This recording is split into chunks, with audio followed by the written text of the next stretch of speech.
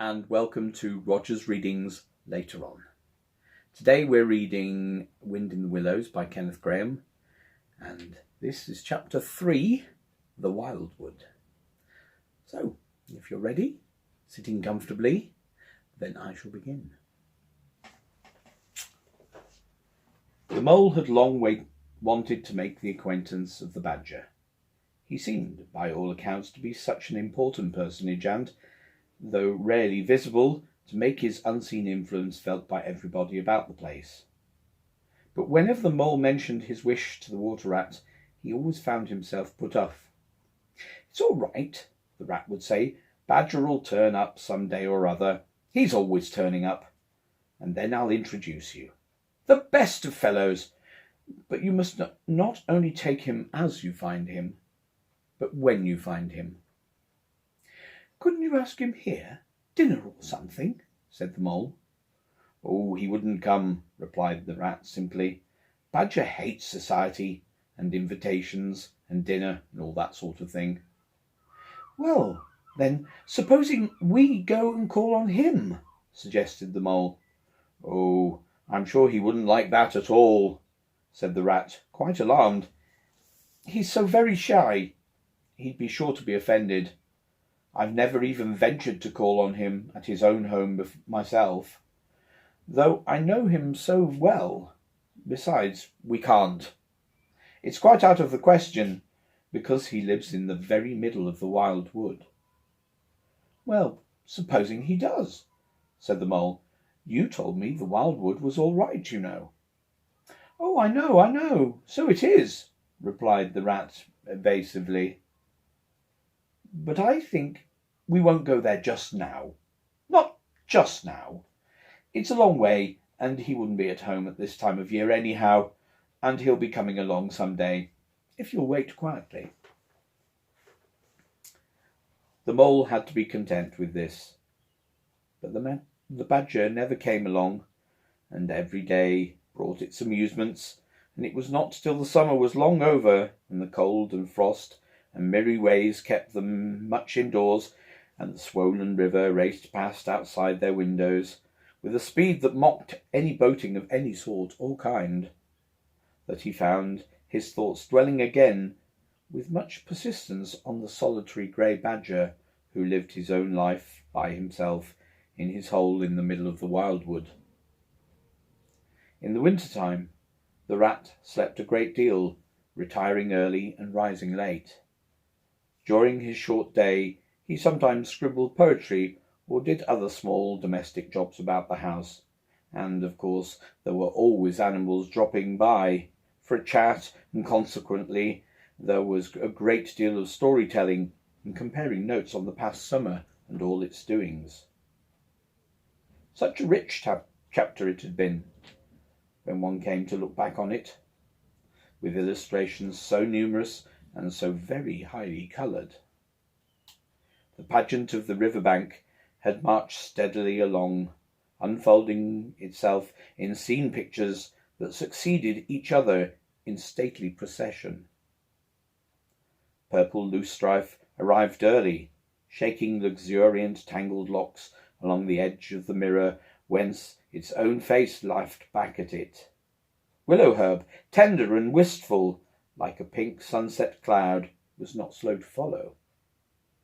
Comfrey, the purple hand in hand with the white, crept forth to take its place in the line, and at last one morning the diffident and delaying Dog Rose stepped delicately on the stage, and one knew, as if string music had announced it in stately chords that strayed into a gavotte, that June was at last here. One member of the company was still awaited, the shepherd boy for the nymphs to woo, the knights for whom the ladies waited at the window, the prince that was to kiss the sleeping summer back to life and love. But when Meadowsweet, debonair and odorous in amber jerkin, moved graciously to his place in the group, then the play was ready to begin. And what a play it had been! Drowsy animals, snug in their holes, while wind and rain were battering at their doors, recalled still keen mornings, an hour before sunrise, when the white mist, as yet undisturbed, clung closely along the surface of the water. Then the shock of the early plunge, the scamper along the bank, and the radiant transformation of earth, air, and water, when suddenly the sun was with them again, and grey was gold, and colour was born and sprang out of the earth once more. They recalled the languorous siesta of hot midday, deep in green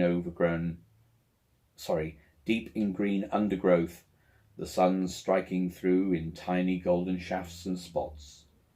The boating and bathing of the afternoon, the rambles along dusty lanes and through yellow cornfields, and the long, cool evening at last, when so many threads were gathered up, so many friendships rounded, and so many adventures planned for the morrow. There was plenty of talk about on those short winter days, when the animals found themselves round the fire.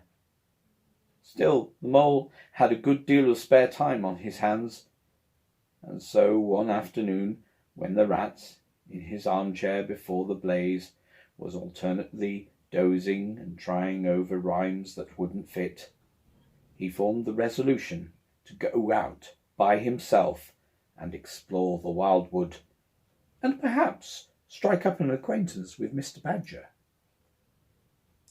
It was a cold, still afternoon, with a hard, steely sky overhead, when he slipped out of the warm parlour into the open air. The country lay bare and entirely leafless around him, and he thought that he had never seen so far and so intimately into the insides of things as on that winter day, when nature was deep in her annual slumber and seemed to have kicked the clothes off.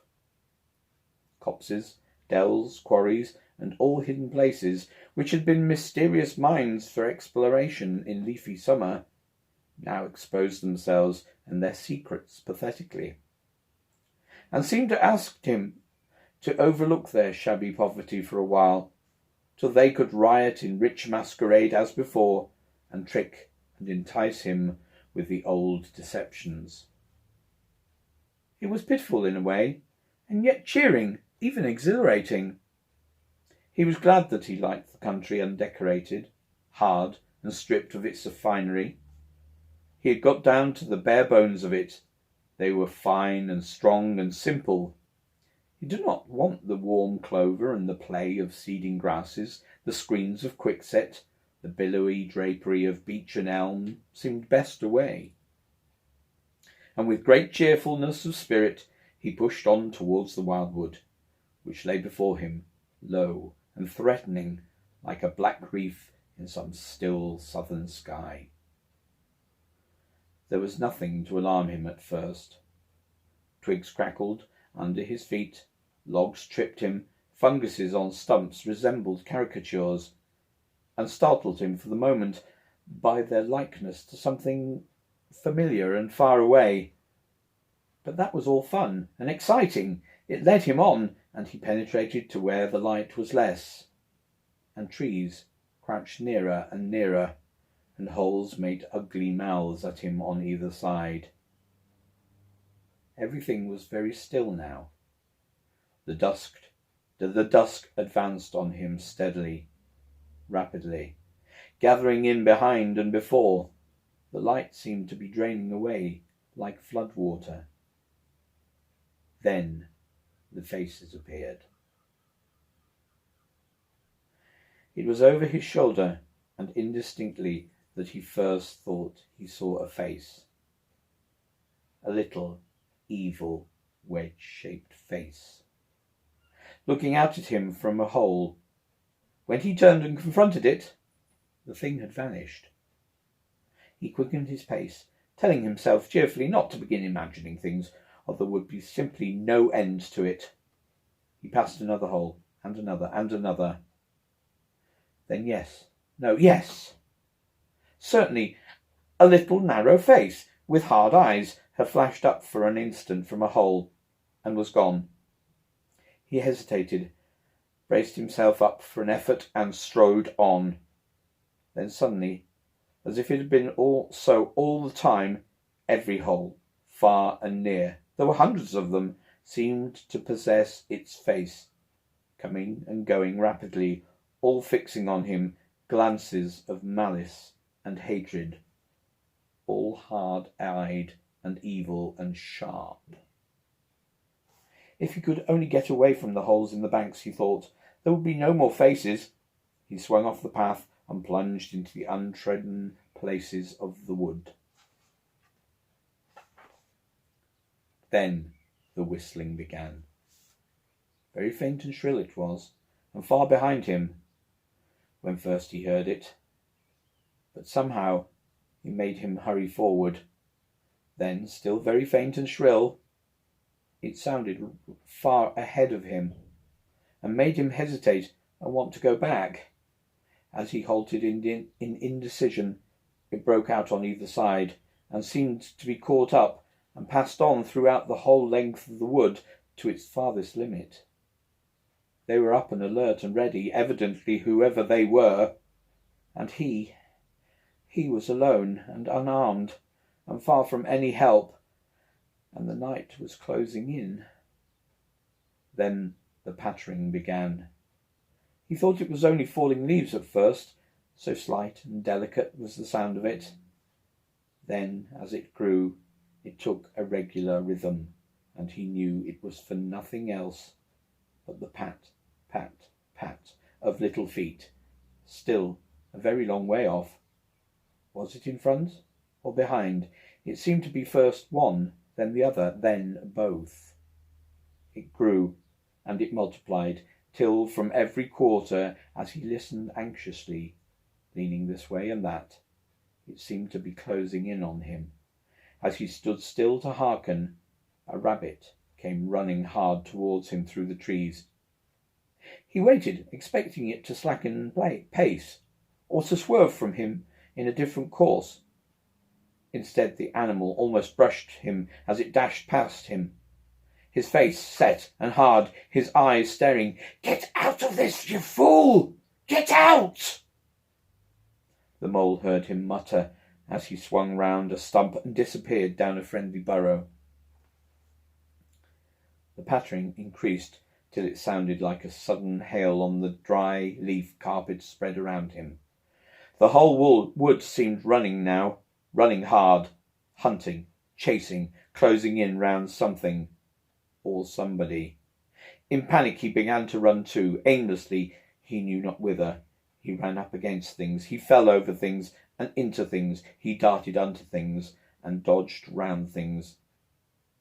At last he took refuge in the deep, dark hollow of an old beech tree, which offered shelter, concealment, perhaps even safety.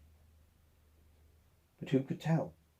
Anyhow, he was too tired to run any further, and could only snuggle down into the dry leaves which had drifted into the hollow, and hope he was safe for the time. And as he lay there, panting and trembling, and listened to the whistlings and the pattering outside, he knew, at last, in all its fullness, that dreaded thing which other little dwellers in the field and hedgerow had encountered here, and known as their darkest moment, that thing which the rat had vainly tried to shield him from, the terror of the wild wood. Meanwhile, the rat, warm and comfortable, dozed by his fireside. His paper of half-finished verses slipped from his knee. His head fell back. His mouth opened, and he wandered by the verdant banks of the dream rivers. Then a coal slipped. The fire crackled and sent up a spurt of flame, and he woke with a start. Remembering what he had been engaged upon, he reached down to the floor for his verses, pored over them for a minute, and then looked round for the mole to ask him if he knew of a good rhyme for something or other. But the mole was not there. He listened for a time. The house was very quiet. Then he called, "Moley!" several times, and receiving no answer, got up and went out into the hall. The mole's cap was missing from its Let's start again. The mole's cap was missing from its accustomed peg. His galoshes, which always lay by the umbrella stand, were also gone. The rat left the house and carefully examined the muddy surface on the ground outside, hoping to find the mole's tracks. There they were, sure enough.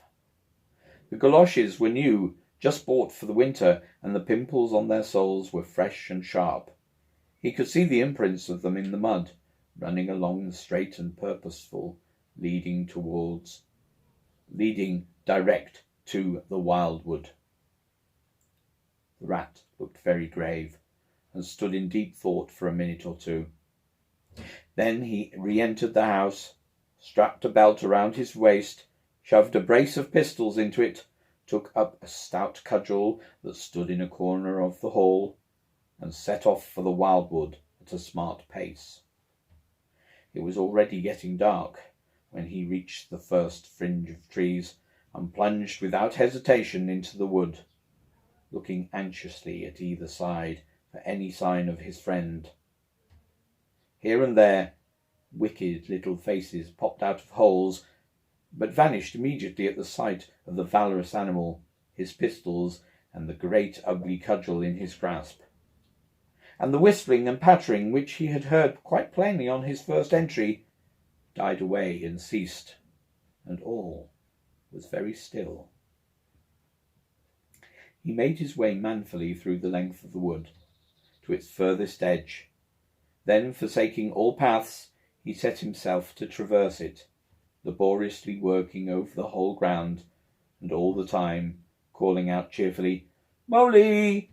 Molly! Molly! Where are you? It's me! It's the old rat!"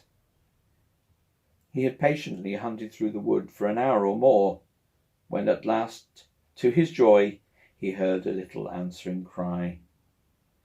Guiding himself by the sound, he made his way through the gathering darkness to the foot of an old beech tree with a hole in it, and from out of the hole came a feeble voice saying, "Ratty, is that really you?"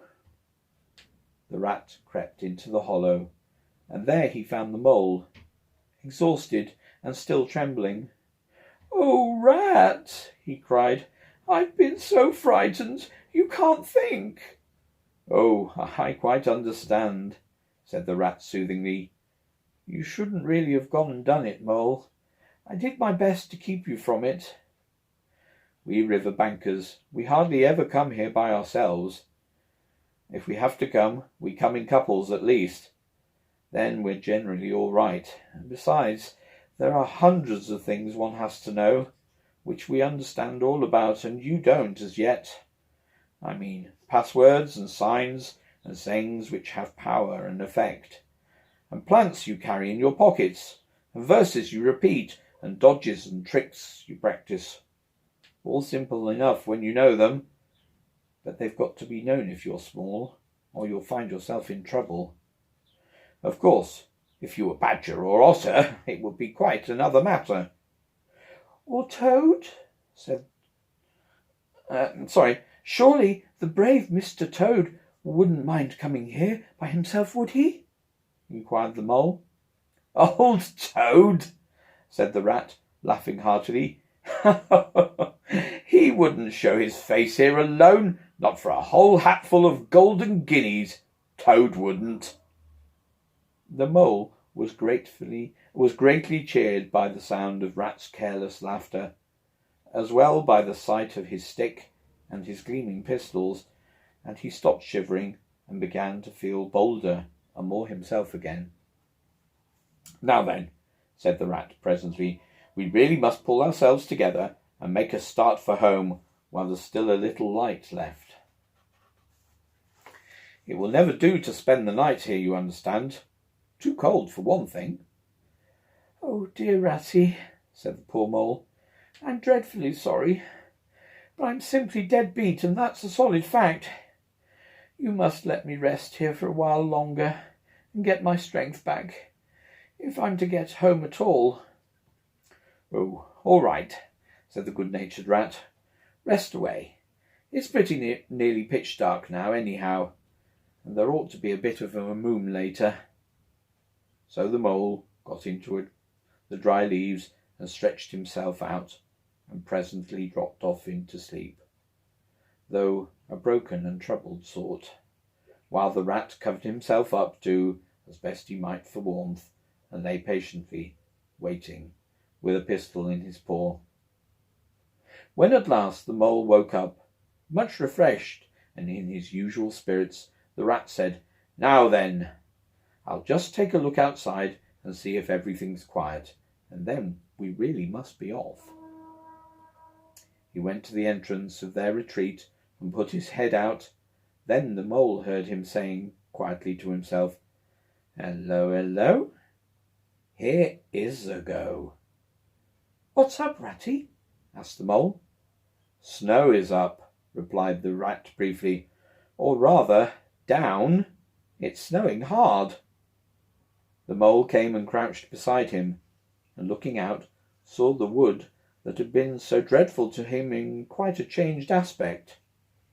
Holes, hollows, pools, pitfalls, and other black menaces to the wayfarer were vanishing fast, and a gleaming carpet of fairy was springing up everywhere. They looked too delicate to be trodden upon by rough feet. A fine powder filled the air and caressed the cheek with a tingle in its touch, and black boles of the trees showed up in a light that seemed to come from below. "Well, well, it can't be helped," said the rat, after pondering. "We must make a start and take our chance, I suppose. The worst of it is, I don't know exactly where we are, and now this snow makes everything look so very different." It did indeed. The mole would not have known that it was the same wood. However, they set out bravely and took the line that seemed most promising, holding on to each other and pretending the invincible cheerfulness that they recognized an old friend in every fresh tree that grimly and silently greeted them, also saw openings, gaps, or paths with a familiar turn in them, in the monotony of white space and black tree trunks that refused to vary. An hour or two later, they had lost all count of time. They pulled up, dispirited, weary, and hopelessly at sea, and sat down on a fallen tree trunk to recover their breath and consider what was to be done. They were aching with fatigue and bruised with tumbles. They had fallen into several holes and got wet through. The snow was getting so deep that they could hardly drag their little legs through it, and the trees were thicker and more like each other than ever.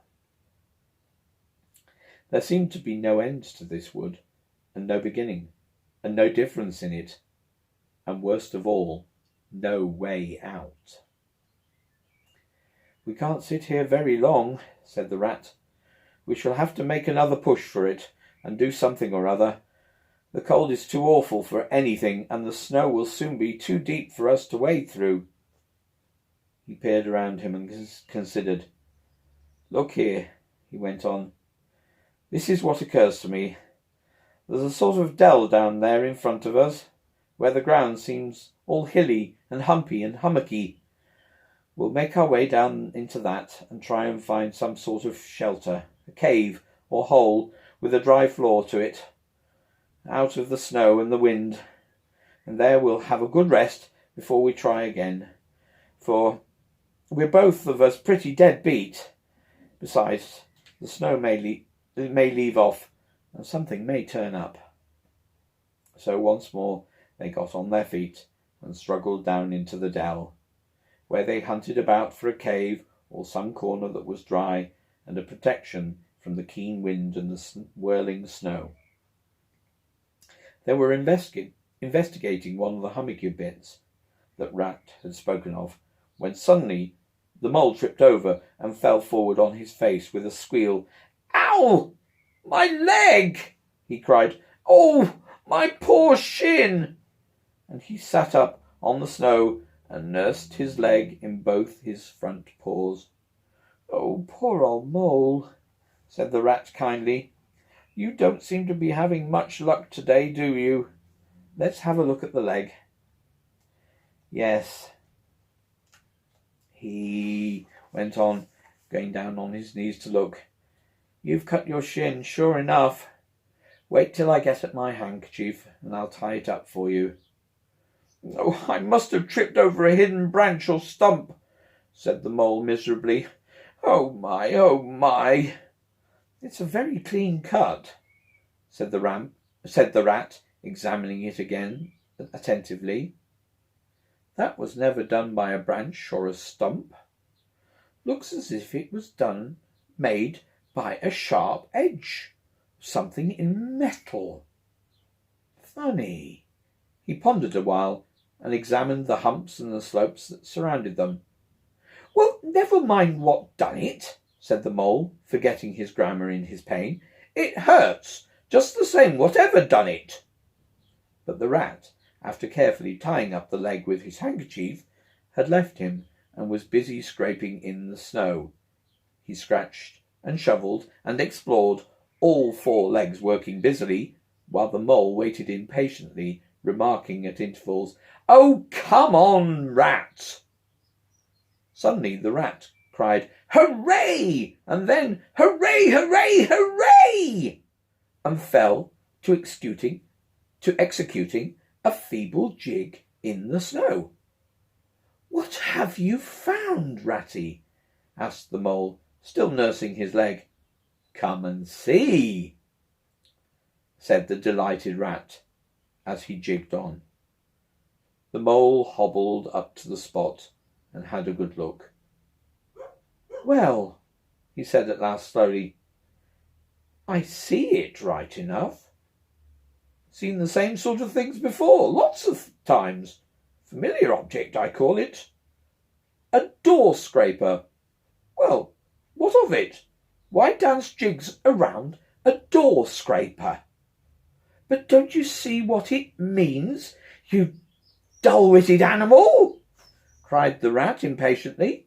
"Of course I see what it means," replied the Mole. "It simply means that some very careless and forgetful person has left his door scraper lying in the middle of the wild wood, just where it's sure to trip everybody up. Very thoughtless of him, I call it. When I get home I shall go and complain about it to somebody or other. See if I don't." Oh dear," cried the Rat in despair of his obtuseness. "Here, stop arguing and come and scrape." And he set to work again and made the snow fly in all directions around him. After some further toil, his efforts were rewarded, and a very shabby doormat lay exposed to view. "There, what did I tell you?" exclaimed the Rat in great triumph. "Absolutely nothing whatsoever," replied the Mole with perfect truthfulness. "Well now," he went on, "you seem to have found another piece of domestic litter, done for and thrown away, and I suppose you're perfectly happy. Better go ahead and dance your jig round that if you've got to, and get it over with. And then perhaps we can go on and not waste any more time over rubbish heaps. Can we eat a doormat, or sleep under a doormat, or sit on a doormat and sledge home over the snow on it? You exasperating rodent." Do you mean to say," cried the excited Rat, "that this doormat doesn't tell you anything?" "Really, Rat," said the Mole, quite pettishly, "I think we've had enough of this folly. Who ever heard of a doormat telling anyone anything? They simply don't do it. They are not that sort of thing. Doormats know their place." "Now look here, you thick-headed beast," replied the Rat, really angry. "This must stop. Not another word, but scrape. Scrape and scratch and dig and hunt around, especially on the sides of the hummocks, if you want to sleep dry and warm tonight, for it's our last chance." The Rat attacked a snowbank beside him with ardour, probing with his cudgel everywhere and then digging with fury. And the mole scraped busily too, more to oblige the rat than for any other reason, for his opinion was that his friend was getting light-headed. Some 10 minutes' hard work, and the point of Rat's cudgel struck something that sounded hollow. He worked till he could get a paw through and feel, then called Mole to come and help him. Hard at it went the two animals, till at last the result of their labours stood full in view of the astonished and hitherto incredulous Mole. In the side of what had seemed to be a snowbank stood a solid-looking little door, painted dark green. An iron bell pull hung by the side, and below it, on a small brass plate, neatly engraved in square capital letters, they could read by the aid of the moonlight, Mr. Badger. The Mole fell backwards on the snow from sheer surprise and delight. "Rat!" he cried in penitence. "You're a wonder, a real wonder, that's what you are. I see it all now. You argued it out, step by step, in that wise head of yours, from the very moment that I fell and cut my shin, and you looked at the cut, and at once your majestic mind said to itself, 'Door scraper.' And then you turned to and found the very door scraper that done it. Did you stop there? No. Some people would have been quite satisfied, but not you. Your intellect went on working. 'Let me only just find a doormat,' says you to yourself, and my theory is proved. And of course you found your doormat. You're so clever, I believe you could find anything you liked. 'Now,' says you, 'that door exists as plain as if I saw it. There's nothing else remains to be done but to find it.' Well, I've read about that sort of thing in books, but I've never come across it before in my real life. You ought to go where you'll be properly appreciated. You're simply wasted here among us fellows. If only I had your head, Ratty." "But as you haven't," interrupted the rat, rather unkindly, "I suppose you're going to sit on the snow all night and talk. Get up at once and hang on to that bell pull you see there, and ring hard as you can, while I hammer." While the rat attacked the door with his stick, the Mole sprang up the bell pull, clutched it, and swung there, both feet well off the ground, and from quite a long way off they could faintly hear a deep-toned bell respond. There we are. Whew! Chapter 3, The Wildwood. Finally got through it. Gosh, that had a lot of very hard words, I have to tell you. It's actually taken me 4 attempts to read that one. But I hope you enjoyed it. I'll see you tomorrow, I hope, at 1 o'clock. The sun hasn't quite gone down yet. So yes, I'll see you tomorrow, 1 o'clock, for Roger's readings. Bye-bye.